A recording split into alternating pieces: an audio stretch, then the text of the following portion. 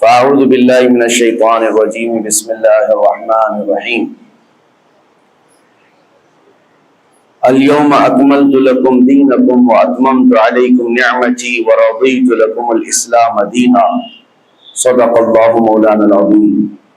بارگاہ رسالت آپ صلی اللہ علیہ وسلم میں درود پاک کا ہدیہ پیش کریں۔ اللہم صلی علی سیدنا مولانا محمد معدن الجود والکرم وآلہ واصحابہ الکرام وابنہ الکریم وبارک وسلم صلاۃ دائمۃ سرمدا ابدا۔ بڑی معذرت کے ساتھ تاخیر زیادہ ہو گئی اور اندازہ یہ تھا کہ آپ کے امام صاحب قبلہ اس وقت تک یہاں بیان کر رہے ہوں گے اور میں سفر سے ابھی آپ کے سامنے حاضر آیا ہوں، اور زندگی پوری سفر بن گئی ہے۔ اللہ تبارک و تعالیٰ اس میں برکت عطا فرمائے۔ میرے عزیزوں، کچھ اہم چیزیں آج کے دور کے تقاضے کے مطابق آپ کے سامنے رکھتا ہوں۔ ہمارے لیے سب سے امپورٹنٹ چیز یہ معلوم کرنا ہے کہ ہمارے لیے سب سے اہم مسئلہ کیا ہے جس پر ہمیں توجہ دینی چاہیے۔ مسئلے تو بہت ہیں، پریشانیاں، مشکلات اور بہت ساری چیزیں ہیں، لیکن انسان عقل مند وہ ہے جو یہ فیصلہ کر لے کہ مجھے فوکس کس پہ کرنا ہے۔ جس دن اسے یہ سمجھ آ جائے گی کہ پریشانیاں تو 100 ہیں، 150 ہیں، 200 ہیں، لیکن ان میں سے اہم چیز کیا ہے، تو میں سمجھتا ہوں وہ حل سمجھ جائے گا اور وہ اپنے وقت کو اور اپنے انرجی کو، اپنی زندگی کو ضائع نہیں ہونے دے گا۔ آج زندگی کے بے شمار مسئلے ہمارے ساتھ، لیکن ہم الجھے ہوئے کس پہ ہیں؟ کن باتوں پر ہم ڈسکس زیادہ کرتے ہیں؟ کون سی چیزوں میں ہم ایک دوسرے کے گریبان پکڑے ہوئے ہیں؟ یہاں پر آ کر ہمیں تنبیہ کرنا پڑتا ہے۔ جب گھر پر آگ لگی ہو تو آپ آٹے، چاول اور نمک کے لیے جھگڑا نہیں کر رہے ہوں گے، بلکہ آپ کے لیے اہم مسئلہ یہ ہے کہ میرے گھر کی 4 دیواری کو محفوظ کر لوں۔ تو مسائل میں یہ سمجھنا بہت ضروری ہے کہ چھوٹا کیا ہے، بڑا کیا ہے۔ مثال کے طور پر میں آپ کے سامنے ایک بات عرض کروں، اللہ 1000 بار نہ کرے کسی کے گھر میں اگر آگ لگ گئی اور پورا گھر آگ کے لپیٹوں میں جھلس رہا ہے اور اس گھر کے اندر آپ کا ایک بچہ چھوٹا سا پھنس گیا ہے، آپ کسی طرح گھر کے اندر داخل ہوئے اور بچے کو قریب تھا کہ آگ اپنی لپیٹ میں لے لیتی، بچا سکتے تھے آپ، لیکن ساتھ میں بچے کے قریب میں ایک سوٹ کیس بھی پڑا ہوا ہے جس میں بہت ساری آپ کی رقم، کمائی ہوئی محنت کے پیسے سب اس میں رکھے ہوئے ہیں۔ آگ اسے بھی پکڑنے والی ہے، ان قریب وہ بھی آگ کی لپیٹ میں پورے مال و دولت جلنے والا ہے آپ کا۔ اب فیصلہ آپ کے پاس ہے، وقت بہت شارٹ ہے، ایک طرف وہ پیسوں کے اور بہت سارے مال کا سوٹ کیس ہے اور ایک طرف آپ کا عزیز از جان بچہ ہے۔ کس کو بچانا چاہیے؟ ایک عقل رکھنے والا بندہ صاف سی بات ہے وہ سوٹ کیس کی طرف نہیں دیکھتا، بلکہ اپنے جان سے زیادہ پیارے بچے کی جان کی حفاظت کرتا ہے، کیونکہ عقل میں اتنی بات تو ہے، اتنا سینس سب کو ہے کہ مال پھر کمایا جا سکتا ہے لیکن جان بچانا زیادہ ضروری ہے۔ اگر بچہ ہمارا بچ گیا تو مال پھر سے آ جائے گا۔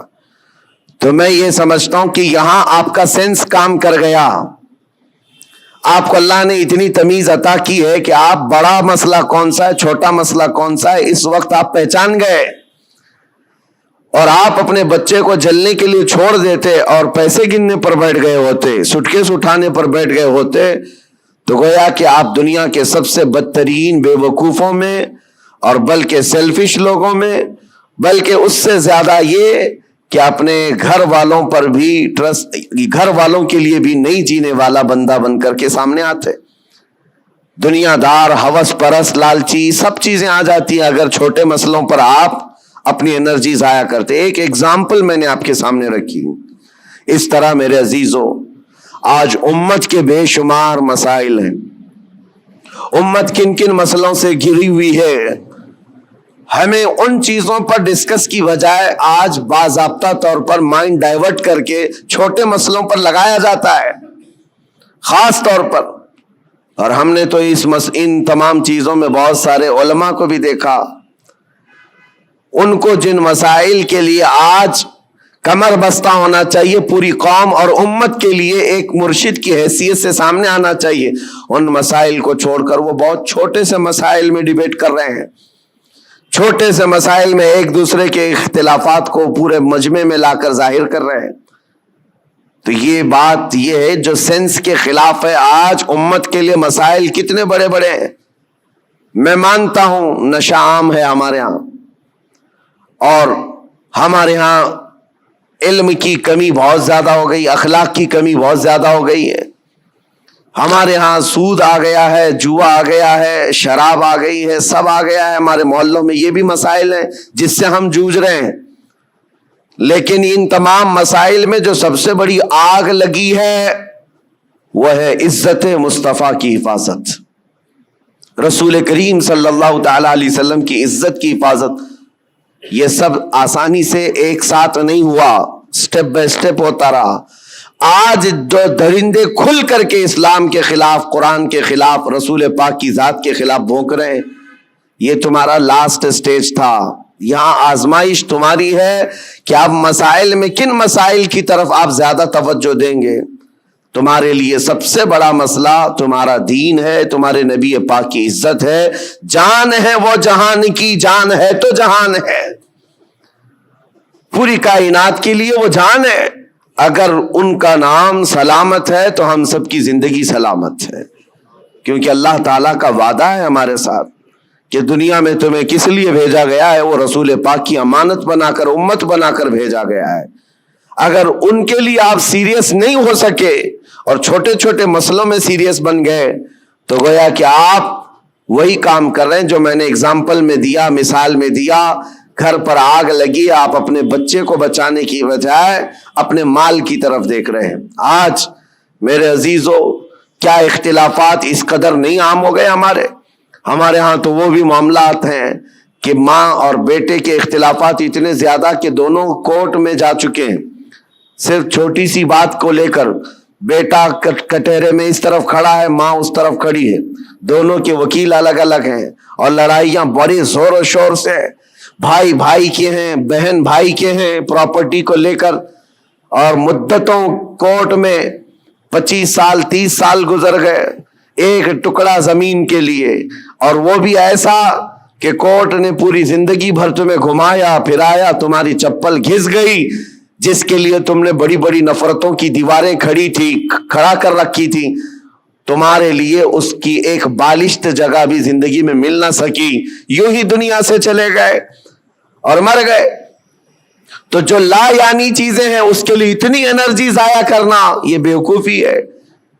آج میں یہی بات کہنا چاہتا ہوں، امت کو جن مسائل کی آج ضرورت ہے اس پر ڈسکس بھی ہو، اس کے لیے لائے عمل بھی تیار کریں۔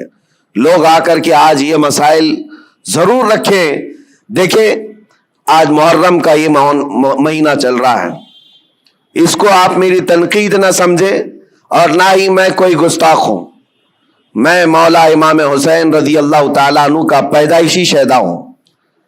الحمدللہ ہمیں ہمارے گھروں سے یہ گٹھی میں پلائی ہوئی محبت ہے، لیکن محرم کے آتے ہی جتنا ایکٹیو ہمارے محلے ہوتے ہیں، سارے جگہ پر ایک جگہ 51 دیگ کھچڑا بنا ہے، دوسری جگہ کمپٹیشن میں 100 دیگ کھچڑے بنائے، 51 دیگ 100 دیگ، ٹھیک ہے پکاؤ کھلاؤ، لیکن ایک بات میں آپ کو بتاؤں، کھلانا ثواب ہے، کس کو کھلانا؟ پیٹ بھرے ہوئے کو کھلانا؟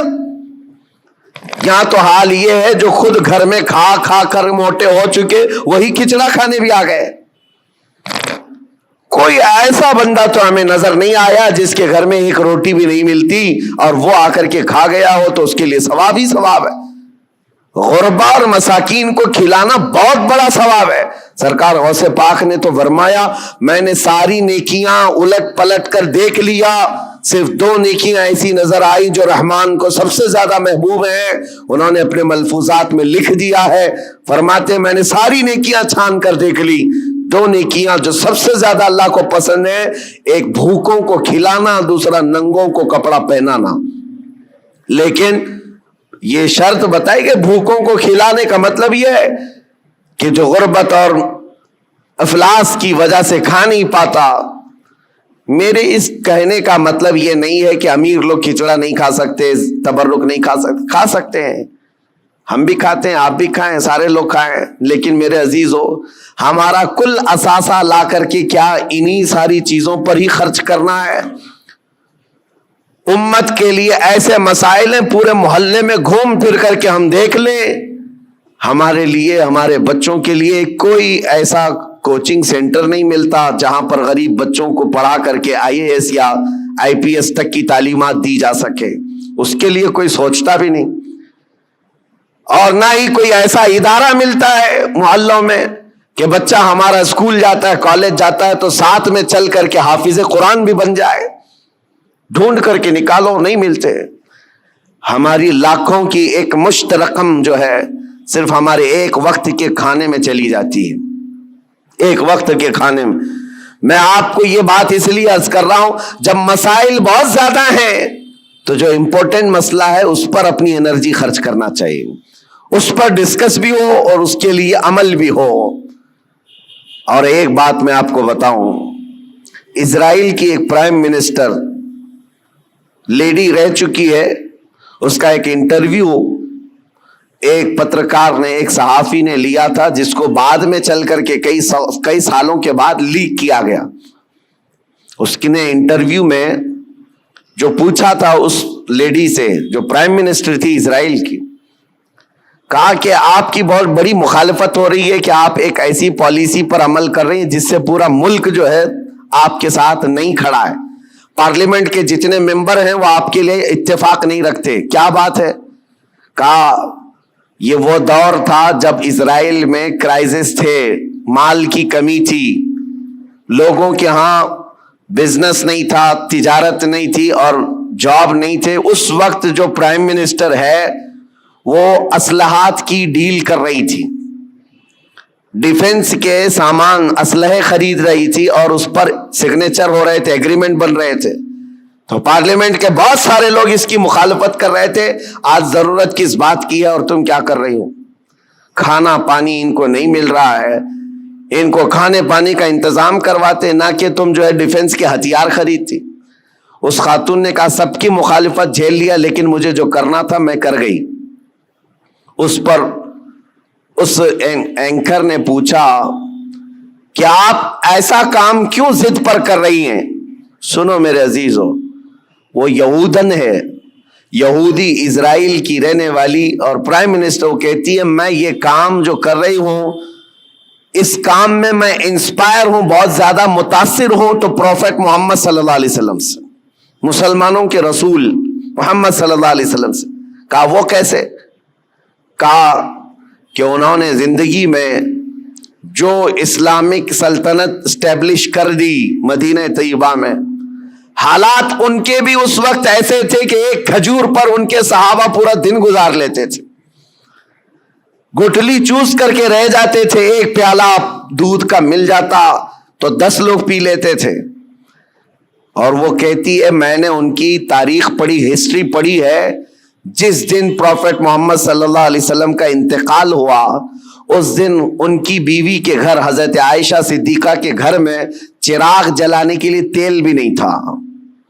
جس دن حضور پاک کا انتقال ہوا اس دن چراغ جلانے کا تیل بھی نہیں تھا.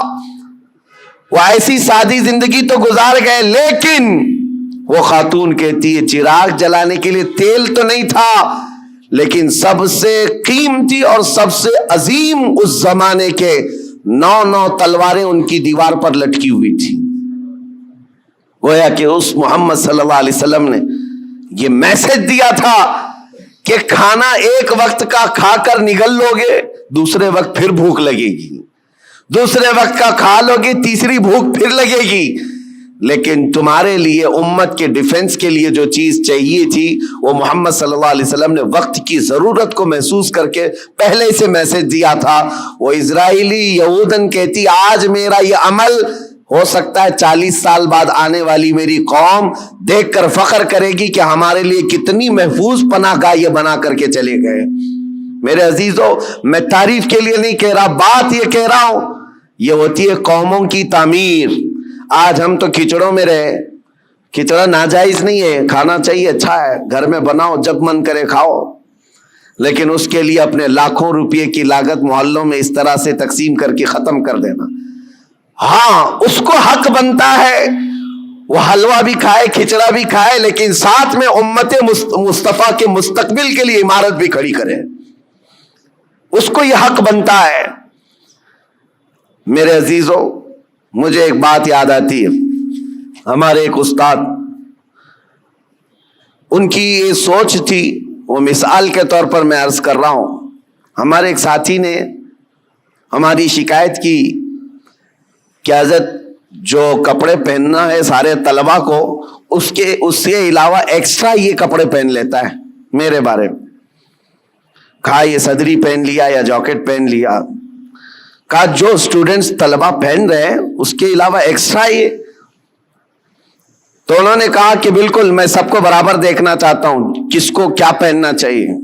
اور اس کے بعد انہوں نے ایک جملہ کہا تھا ان کو شکایت کرنے والوں کو.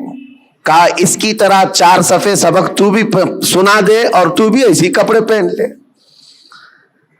ہاں, اگر کسی کام میں تم پورے اترے ہوئے ہو اور دوسرا تمہاری دیگر ضروریات بھی پوری کر رہے ہو تو کوئی مسئلہ نہیں. میرے کہنے کا مطلب یہ ہے کہ آپ بڑی بڑی نیازیں کریں, لیکن اس وقت جب امت کی مستقبل کی ضروریات پوری ہو رہی ہو پھر کھانا بھی کھلائیں, دیگیں بھی چڑھائیں, اچھا ہے, عرس بھی کریں. یہاں حالات تو یہ ہے کہ ہم یتیمی کے حالت میں آ گئے ہیں آج. میاں کتنے تو ایسے ہمارے مسلمان کپلز ہیں اپنے چھوٹے چھوٹے بچوں کو لے جا کر کرسچن اسکول کے باہر کھڑے کرتے ہیں اور ایڈمیشن کے لیے پاپڑ بیلنے پڑتے ہیں, اور ان کو کتنی مرتبہ وہاں پر عیسائی نن ہو کہ پادری ہو تانے مارتے ہیں, ٹانٹ مارتے ہیں. کتنی مرتبہ ایسی شکایتیں آئیں. لیکن کیا کریں, ایک جگہ پر مجھے خود یہ بات یاد آتی ہے. ہمارے مقتدی تھے ایک حاجی صاحب, اپنے 2 بچوں کو ایک بورڈنگ اسکول میں انہوں نے ڈالا تھا, 4تھی اور 5ویں کے بچے, سال کا 4 لاکھ روپے پے کر رہے تھے. اور ایک بار وہ مجھے ساتھ میں لے کر گئے دکھانے کے لیے کہ آئیں دکھاتا ہوں کتنا بہترین ہے, 45 ایکڑ میں بنا ہوا یہ بورڈنگ اسکول ہے, سب کچھ ہے. میں گیا تھا, ان کے مینیجر سے میں نے پوچھا کہ شیڈول کیا ہے آپ کا, بچوں کو کیسے آپ ٹریٹ کرتے ہیں. انہوں نے صبح 5 بجے سے لے کر رات کے 9 بجے تک کا پورا گھنٹے کا شیڈول بتایا. اس میں پوجا بھی ہے, یوگا بھی ہے, جاگنگ بھی ہے, سب ہے. میں نے پوچھا سارے بچے کرتے ہیں؟ کہا سب کرتے ہیں, چاہے ہندو ہو مسلم ہو, سب کو کرنا ہے یہ. اور جن کے بچوں کے لیے ہم گئے ہوئے تھے وہ سال بھر سے پڑھ رہے تھے. میں نے ان حاجی صاحب سے کہا وہ بڑے پرہیزگار ہیں, ایک نماز بھی قضا نہیں کرتے. ہم نے کہا ان کو آپ اپنے بچوں کو اتنی مہنگی پوجا کروا رہے ہیں, اتنی دور لے جا کر کے. تو خیر ان کو یہ بات لگی, لیکن انہوں نے جواب میں کہا ٹھیک ہے حضرت, میں وہاں سے نکال لوں گا, ہمارا ہے کہاں جہاں میں اپنے بچوں کو ڈال دوں. یہ بھی تو سوال ہے, یہ بھی تو سوال ہے. ہم نے اپنے مستقبل, اپنے بچوں کے مستقبل کے لیے کوئی لایا عمل بنانا ہی چھوڑ دیا ہے. فکر کرو میرے عزیزو, آج ضرورت اس بات کی ہے. میں تو یہاں جب بھی آتا ہوں ہر بار آپ کے اراکین صدر صاحب بیٹھتے ہیں, اکثر یہی پلاننگ کرتے بھی رہتے ہیں کہ یہاں پر کچھ نہ کچھ کام ہونا چاہیے. لیکن یہ صرف پلاننگ میں ہی رہ گئے تو ہماری عمریں بھی پلاننگ میں چلی جائیں گی. کر جاؤ کچھ نہ کچھ, اس لیے کہ ہمارے بچوں کو جو پھل ملنے والے ہیں وہی انقلاب لائیں گے. اور الٹریسٹی اتنی بڑی ہوئی ہے, آپ جو دیکھ رہے ہیں نا ماحول کی خرابی, اکثر آ کر جو شکایت کرتے ہیں بچے نشہ خور ہو گئے, ماں باپ کے نافرمان, سب بہت کچھ ہے. لیکن سب کا علاج یہ ہے کہ ان کو علم دین اور علم دنیا سے روشناس کرائیں, اس لیے کہ علم تہذیب لاتا ہے, اخلاق لاتا ہے, اور علم نہ ہو تو جہالت کے پیٹ سے سب برائیاں جنم لیتی ہیں. ہر برائی وہ کر جاتا ہے جہالت میں. اور آج حالات ایسے ہیں کہ دوسری قومیں ہماری طرف دکھا کر کے یہ تانا مارتی ہیں.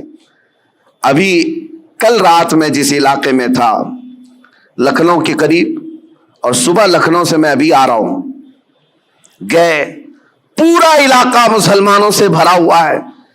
لیکن ایسا ہے کہ گاؤں میں جانے کے لیے کوئی کار بھی جا نہ سکے، اس طرح سے گڑھے بھرے ہوئے ہیں، اتنے گڑھے. اور پڑوس کے قریب میں چھوٹا سا گاؤں ہے نان مسلم، پکی سڑکیں، ساری چیزیں. اس پر بات کریں تو لوگ یہ کہتے ہیں یہ تعصب ہے حکومت کا، ان کے ہاں یہ سب ہو جاتا ہے، ہمارے ہاں نہیں ہوتا ہے. میرے عزیزو، ہر جگہ ایسا نہیں ہوتا. بات صرف یہ ہے کہ تم نے جینے کا سلیقہ خود ہی بنا لیا ہے اپنے دماغ سے کہ ہمیں رہنا ایسی ہے. ہمارے محلوں میں، ہمارے گھروں کے سامنے کوڑا کرکٹ کا ڈھیر پڑا رہے، کسی کو فرق نہیں پڑتا. ہم نے تو خود ہی مائنڈ بنایا ہوا ہے. علم آئے گا تو اخلاق بھی لائے گا، تہذیب بھی لائے گا. آپ مدینہ طیبہ جا کر کے دیکھیں، آج بھی الحمدللہ دنیا کا سب سے حسین، ویسے عقیدتاً تو ہے ہی، لیکن ظاہراً بھی جا کر کے دیکھیں تو اس سے پاک و صاف شہر نہیں ملتا. یہ نبی پاک صلی اللہ تعالیٰ علیہ وسلم کی وراثت ہے جو ہمیں وہاں آج بھی نظر آتی ہے. ارے گلیوں میں چلو تو بھی خوشبو آتی ہے. یہ صرف عقیدت اور روحانیت کی بات نہیں کر رہا ہوں. انہوں نے خوشبو آرٹیفیشیل بھی بنا کر کے رکھی ہوئی ہے کہ کوئی گزرے تو اس کو یہاں کہیں مہک نہ آنا چاہیے، کیونکہ مدینے آئے تو بندہ یہ اخلاق لے کر کے جائے کہ میرے نبی پاک صلی اللہ تعالیٰ علیہ وسلم صفائی کے لیے اور کس قدر اپنی امت کو پاک کرنے کی فکر رکھتے تھے. آج یہ سب مسائل پر ہمیں انرجی لگانے کی ضرورت ہے، لیکن ہم کن چیزوں پر پڑے ہوئے ہیں؟ ہم تو چھوٹی چھوٹی سی باتوں پر، ارے 2 گھڑے پانی اگر ہم کو نہ ملے تو ہم تو پینچے چڑھا کر کے جھگڑے پر آ گئے ہیں. ہم کو اگر چھوٹی سی زمین کا مسئلہ ہو تو ہم 25 سال بھی لڑنے کو تیار ہیں.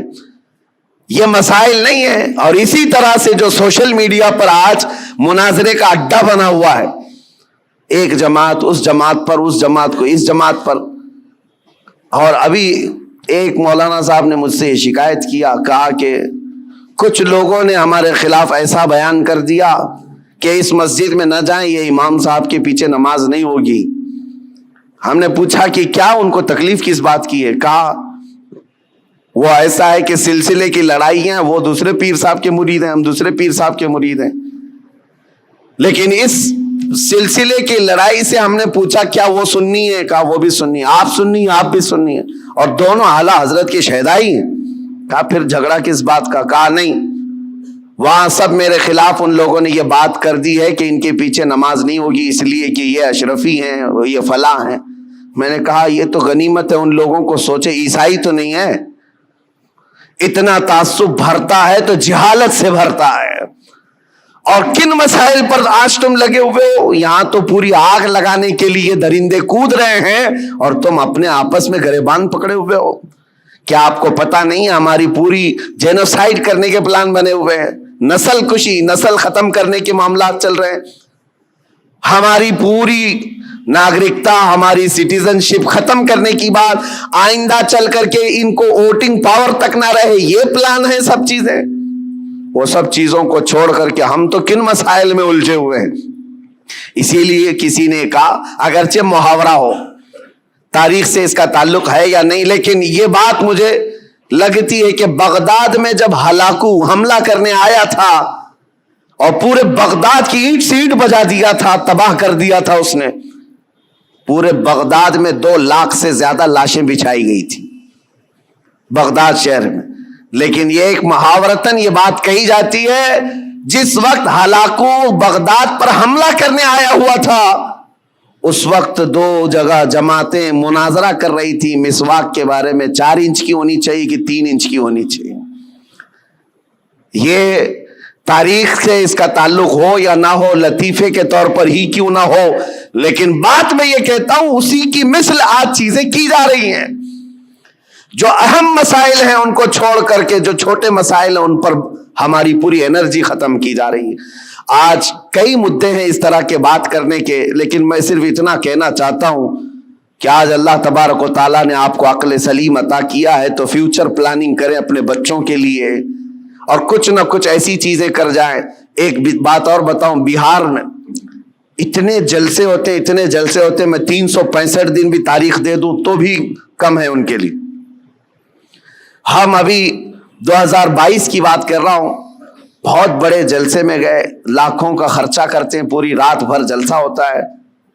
ایک رپورٹر تھے جنہوں نے اینالائز کیا تھا وہ میرے پاس ایک رپورٹ لا کر کے بتایا کہ حضرت پورے سال بھر میں ایک ہی اسٹیٹ بہار میں 4000 جلسے ہوئے، 4000 جلسے، اور وہاں کے رات بھر چلنے والے جلسوں کو میں نے بہت قریب سے دیکھا ہے کہ اس قدر وہاں پر اہتمام کے ساتھ جلسے کرتے. میں جلسوں کا مخالف نہیں، ٹھیک ہے، دین پھیلانے کا ایک ذریعہ ہے، لیکن ہوتا کیا ہے، انہوں نے کہا کہ کم از کم ایک جلسے میں 5 لاکھ روپے خرچ ہوتے ہیں، اس سے کم نہیں، بلکہ زیادہ سے زیادہ ہم نے دیکھے 10-10 لاکھ 15-15 لاکھ ایک رات کے جلسے میں وہ لوگ خرچ کرتے ہیں. منیمم 5 لاکھ روپے خرچ کے حساب سے 4000 جلسوں کا جب یہ رپورٹ نکالی گئی تو انہوں نے سال بھر میں ایک ہی اسٹیٹ میں، یہ غریب لوگوں کی بات کر رہا ہوں، 2000 کروڑ روپے خرچ کیے. 2000 کروڑ روپے راتوں میں یہ خرچ ہوئے ہیں. لوگوں کو اگر ایسا لگتا ہے کہ میں جلسوں والا آدمی، مقرر آدمی، روزانہ ادھر ادھر گھومتا ہوں، میں صاف آج اعلان کرنا چاہتا ہوں میرے عزیزوں، میں ایک جگہ بیٹھ کر کے جو پیغام پہنچاتا ہوں، اللہ کا فضل ہے لاکھوں اس کو ویسے ہی سن لیتے ہیں. بہت بڑے اسٹیج لگانے کی، کانفرنس کرنے کی ضرورت نہیں، اور نہ ہی میری کوئی خواہش ہے، اور نہ ہی میں کہیں پر نذرانے یا لفافے طے کر کے جاتا ہوں، میرا معاملہ ہے نہیں. لیکن دل دکھتا اس بات پر ہے 2000 کروڑ روپے سال بھر میں ایک اسٹیٹ کے اندر خرچہ ہو گئے. ٹھیک ہے، دین پھیلانے کے لیے آپ نے کیے، لیکن دوسری طرف آپ پورا ڈھونڈ کر کے نکالو، مسلمانوں کے لیے ایک یونیورسٹی بھی نہیں ہے پورے اسٹیٹ میں، ایک بھی نہیں ہے. اور ایک چھوٹی سی جماعت جو 0.5 میں جن کا پرسنٹیج آتا ہے ہندوستان میں، وہ ایسے دھرم کے لوگ جن کی تقریباً 11-12 یونیورسٹی ایک ایک اسٹیٹ کے اندر یا پورے ہندوستان کو ملا کر، یونیورسٹی کی بات کر رہا ہوں، چھوٹے کالج کی بات نہیں کر رہا ہوں. تو کیا یہ باتوں پر مجھے رکھنا نہیں چاہیے؟ یہ کوئی میں لفاظی نہیں کر رہا ہوں. کہاں تمہاری رقم جا رہی ہے اور کن مسائل پر انرجی خرچ کر رہے ہو؟ رات کا جلسہ ہو تو گیا، صبح ان کو پکڑ کر کے پوچھو تو یاد بھی نہیں کیا بیان ہوا کیا نہیں. ہاں ہو کرتے رہے، 8 دن کے بعد پورا ہی بھول گئے. پھر کیا بہت بڑا کام کیا دین کا، کون سی تبلیغ کیا؟ ہاں، اس کی بنسبت، اس کے بجائے اگر کوئی ایسا ادارہ وہاں پر قائم ہوتا تو میں سمجھتا ہوں یہ 4000 جلسے کی بجائے 4 بھی ادارے ہر سال قائم ہوتے رہے، 10 سال کے بعد دیکھو لہلہاتا ہوا فصل قائم ہو جائے، امت مصطفیٰ کے لیے ایک بہت بڑا قلعہ بن جائے، ایجوکیشن کے لیے، علم کے لیے. اسی لیے میں یہ دعوت آج پیش کرتا ہوں کہ اپنی انرجی ایسی چیزوں پر ضائع نہ کرو جو وقت کی ضرورت نہیں ہے. ان چیزوں میں اپنا ایک ایک روپیہ خرچ کرو جو امت مصطفیٰ کے فیوچر کے لیے اچھا ہو. اللہ کریم ہم سب کو کہنے سننے سے زیادہ عمل کی توفیق عطا فرمائے. مولا کریم جتنی بقیہ ماندہ زندگی ہے ہماری، ہمارا ہر پل اور ہر لمحہ امت مصطفیٰ کی خدمت میں لگانے کی توفیق عطا فرمائے. دین اسلام کا ہمیں سچا خادم بنا کر کے اٹھائے، اور دنیا میں بھی اور آخرت میں بھی رسول اللہ کا وفادار بنا کر ہمیں اٹھائے. وآخر دعوانا ان الحمد للہ رب العالمین. السلام علیکم.